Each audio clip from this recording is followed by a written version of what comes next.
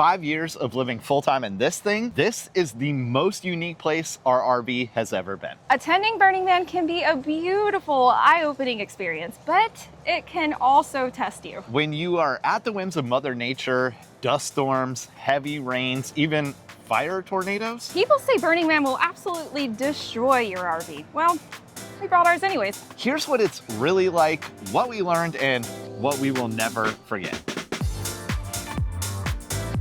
So what exactly is Burning Man? It's a temporary city that pops up in the middle of the Black Rock Desert in Nevada once a year. More than 70,000 people from all over the world gather in the desert to build, create, party, and survive together in the dust. But don't call it a festival.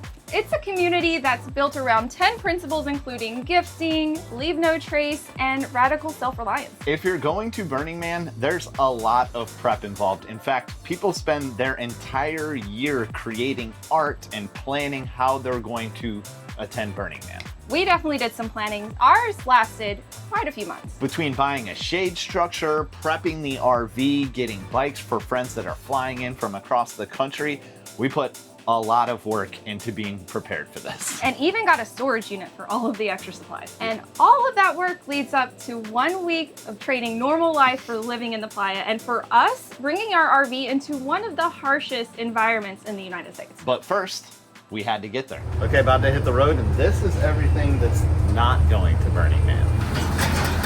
A full 10 by 5 storage. Our path to Reno led us along some beautiful Sierra Mountain roads. Last time we were on this road, it looked a lot different, a little bit like this. It is foggy. This happened in a hurry. Yeah. Today we're on the opposite end of the spectrum in the hundreds, but at least it does make for a lot less stressful drive. Before we were even close, you could spot the burner cars on the roads because they have a look. A lot of people get to Black Rock City from a lot of different places, but realistically, closest jumping off point is Reno, and that's where we actually spent a couple of days gathering some last minute supplies and, of course, our friends.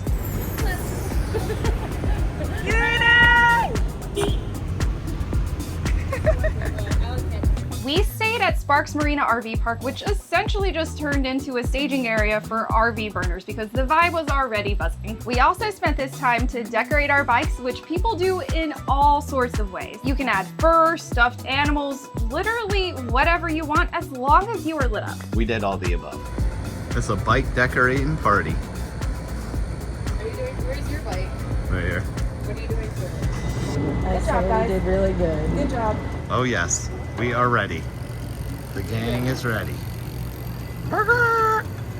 And out on the playa, bike lights aren't just style points, it's basically survival. It gets real dark out in the deep desert and you don't want to get hit by an art cart. If you're not lit up, you are basically invisible. We also did some fun arts and crafts and made a few signs that we would use for our gifts at the burn. We also had a chance to try out our new generator, which is maybe one of the best calls we could have made before going out there. If you've been following along with us for the last few months, you may know that we've been having trouble with our 3,300 watt Craftsman generator. Well, 8 days out in Black Rock City on the playa, we don't want to have any issues. We want to be able to start the AC when we want to start it. I don't want to see things overload. I want to be able to run multiple things at a time. So we bit the bullet and moved up to a 4,500 watt Champion inverter. While in Reno, if you forgot something, a tutu, an accessory, we may have found the burner heaven. Part of the fun of Burning Man is dressing up like a weirdo, and if you don't have all your fun clothes, this is a good stop in Reno. The Junkie Exchange resale shop is huge and has almost any piece of clothing that you could dream of. See? Oh, yeah. Oh yes, let's go. That's it. That's it. Found it. Matches my eyes. It does. Fashion is half of the fun at Burning Man. I'm sure you've seen photos. You can wear literally everything or nothing at Burning Man. That's true. And after getting enough food, water, gas, and other supplies, it's time to make our way to Black Rock City. The journey to Black Rock City has officially begun. Yeah, this is by far the heaviest we have ever been between gas, water, and everything else, but thankfully it's pretty flat. The drive from Reno to Black Rock City is a little more than 100 miles. If you're flying in and you don't want to rent a car, you can also buy a ticket for the Burner Express bus from Reno. If you did happen to forget something in Reno, there is one last stop, at least from the south, and it is Gerlach. They have gas, supplies, and souvenirs, but definitely expect to wait for them. And you may have seen something like this on the news, but once you make it to the entrance, there's quite a long line to get in. On a good day, it could be like 3 hours. On a bad day, who knows? Well, it looks like there hasn't been less than a 3-hour wait to get in since 3 a.m. on opening day, so we're about an hour and a half into our wait right now, so we'll see.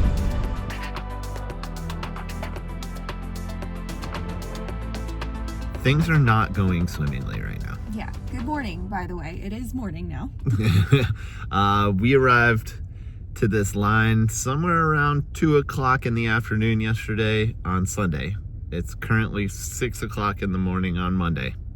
We're still in it. Yeah, around 6 p.m. or so, they completely shut the gates down because of some rain, because obviously they don't want to create ruts in the mud. However, that means that we did sleep in the truck last night. We were able to find a little mini party of people trying to make the best of waiting in line, but the truth is, we've just been out here all night.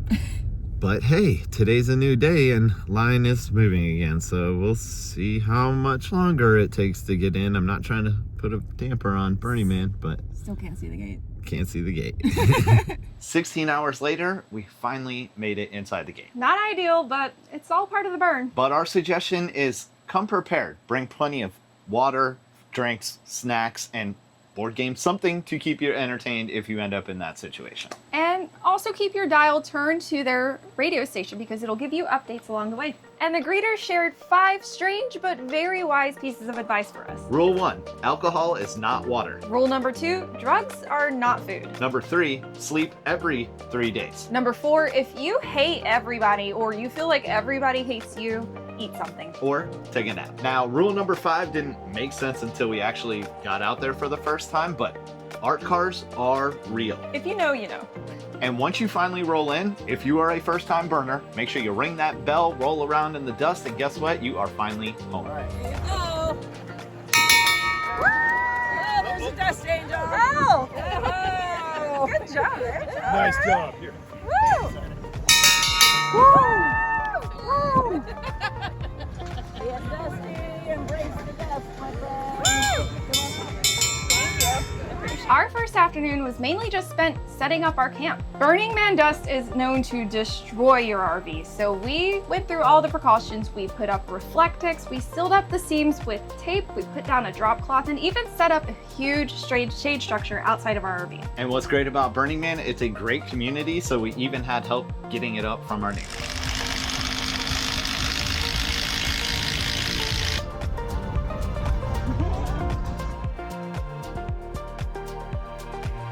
We secured our 10 by 20 shade structure with 12-inch lag bolts and ratchet straps, and also put a couple of inflatable couch underneath it to make it pretty homey.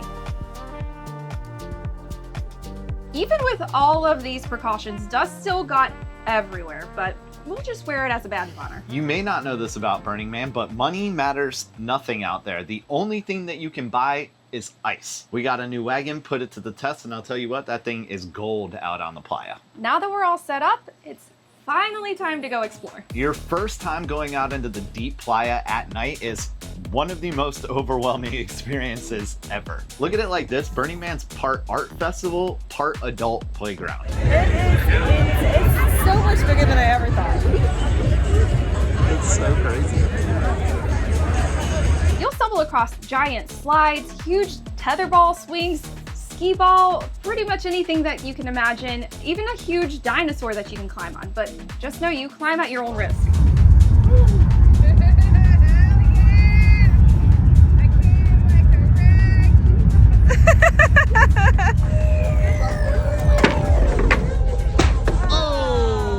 Alyssa, you never did it. Good try. We were there for the full 8 days, and I feel like we saw maybe 10% of the things out there. Over 700 art cars and like 100 plus art installations.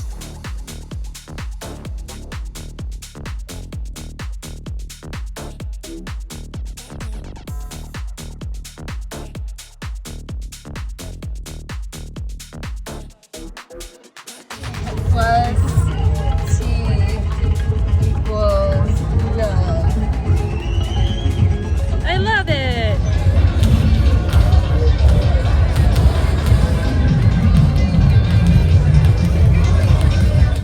personal favorite was the Thunderdome. Yes, it's like Mad Max in the middle of the playa. It was pretty intense.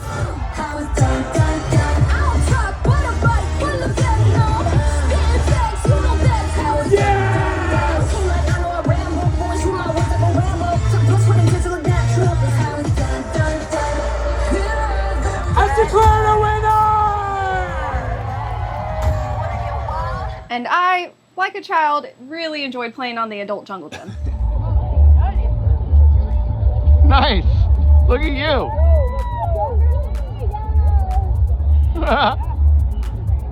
That's so good.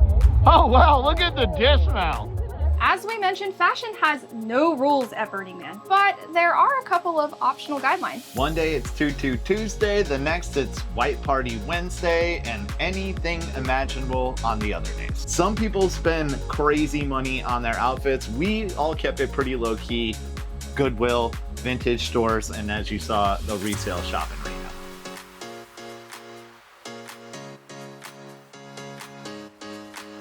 It's an amazing place to just let your freak flag fly and wear whatever you want. Or don't. One of my favorite parts of Burning Man is the fact that money has no place there and you're pretty much just gifted things. You can walk around and be gifted a bracelet, a hat, or even some food or a beer. Okay. I ate tacos on I&H. Nothing quite like waking up a little bit hungover and getting a grilled cheese and tomato soup from one of your camp neighbors. Or being at an awesome set and literally being handed a hamburger. Beyond cooking for some of our fellow neighbors and open camping, our gift was Polaroids. They're tiny keepsakes that people can take with them and you don't have to worry about them being posted on social media. Now, don't call it a music festival, but music is everywhere. You can find music at your local bar, along the streets, or at a humongous stage car. Artists play for free, and while set times are sometimes posted, it's never fully guaranteed. Especially when you run into rain delays like we did. And one very important point is that the stage cars actually move, so you might find yourself literally chasing the sound across the playa trying to find the artist that you want. It's like the best music festival you've ever been to on steroids, because again, while these artists aren't making any money, we did see some of the biggest DJs in the world and people that have been on our bucket list for quite some time. Artists like John Summit, Carl Cox, Adam Tent, and Vintage Culture times 3.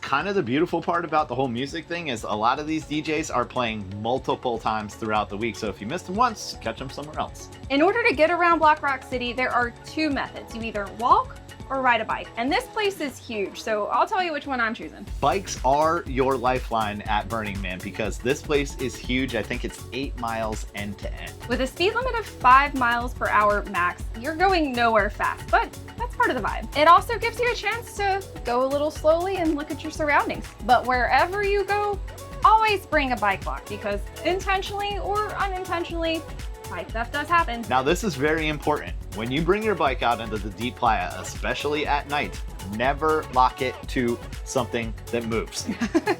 Find a stationary art installation and definitely never hook it to an art cart because it might drive away with your ride still there.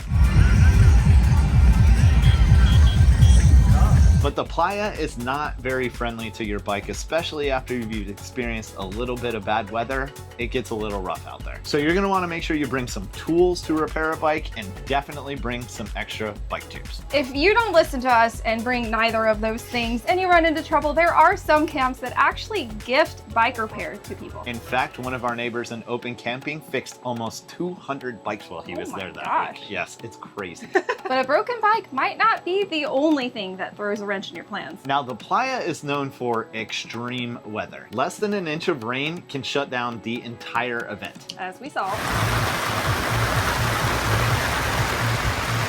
no, this is bad.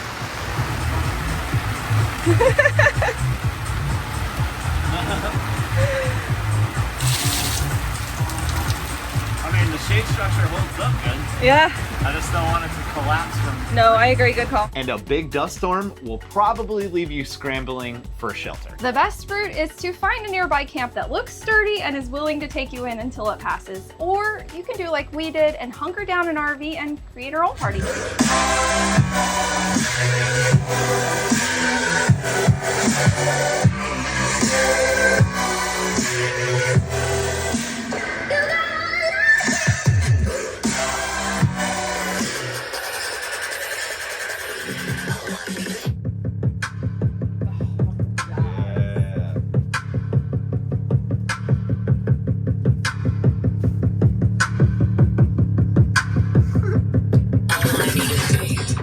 But once the weather clears up, the desert puts on a beautiful show twice a day at sunrise and sunset. And honestly, with so much going on around you in Black Rock City, you sometimes forget like what you're actually surrounded by. And when sunrises and sunsets paint the sky pretty colors, it feels like the entire city just like pauses for a moment to like look and take it all in.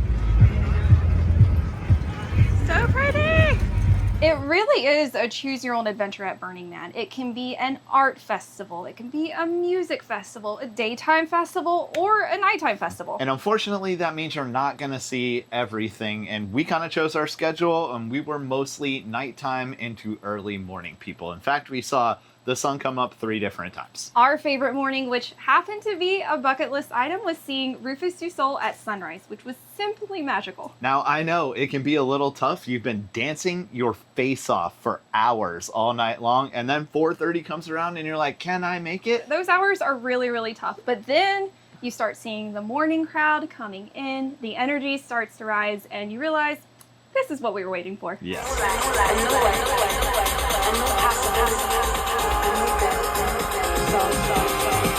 May I please have this day?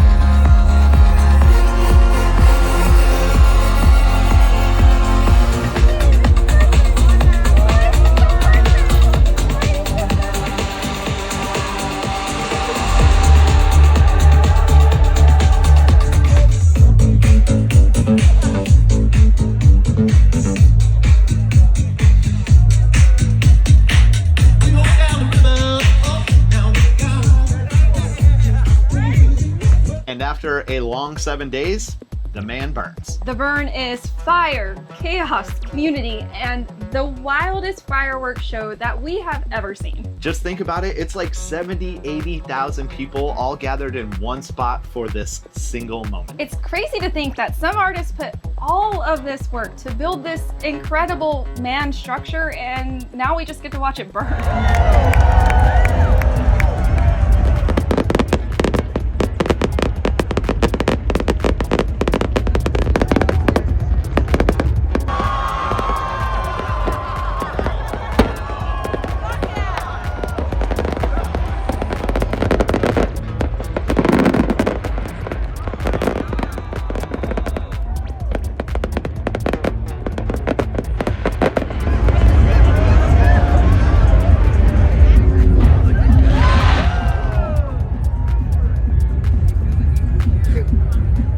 some people, in order to beat the long lines to get out, actually leave before the man even burns. Yeah, that's a real dad move. It is. But for us, we wanted to take full advantage of our time there, so we had one last hoorah where we saw the sun rise again, and it was an amazing morning.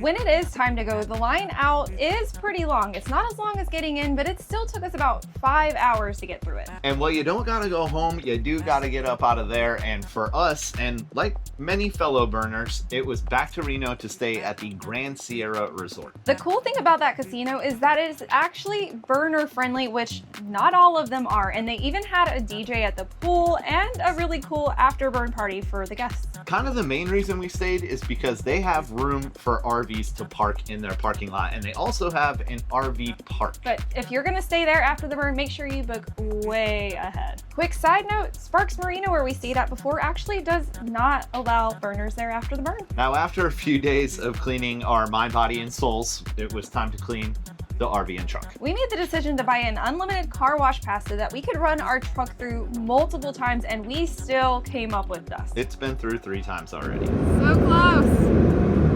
But much better. Now getting our RV/our home clean is a whole different beast. Yeah, we would suggest maybe alcohol wipes, vinegar, water wipes, and you're probably gonna go through a whole lot of vacuum filters. Honestly, I'm looking at some dust right now, but at this point, we are the dust. We're embracing it. Burning Man is whatever you want it to be. Art, music, community, chaos, and honestly, as first-time burners, there's quite a few things that we took away from it. We said it before, but we'll say it again. Don't call it a festival. Veteran burners will be very quick to tell you, and they might be a little snarky about it. Follow the 10 principles. Gifting, leave no trace, radical inclusion. We'll leave the rest right here for you, but honestly, if you follow those guidelines, you're gonna have a great experience, and honestly, you might come out as a better person. Also, leave no trace does include your trash. There are no trash bins, so everything that you bring in literally has to come back out. Do not be a darkwad. Anytime you're out at night, make sure that your person is lit, your bike is lit, your bags are lit, anything that's gonna help you avoid getting hit by a fellow biker or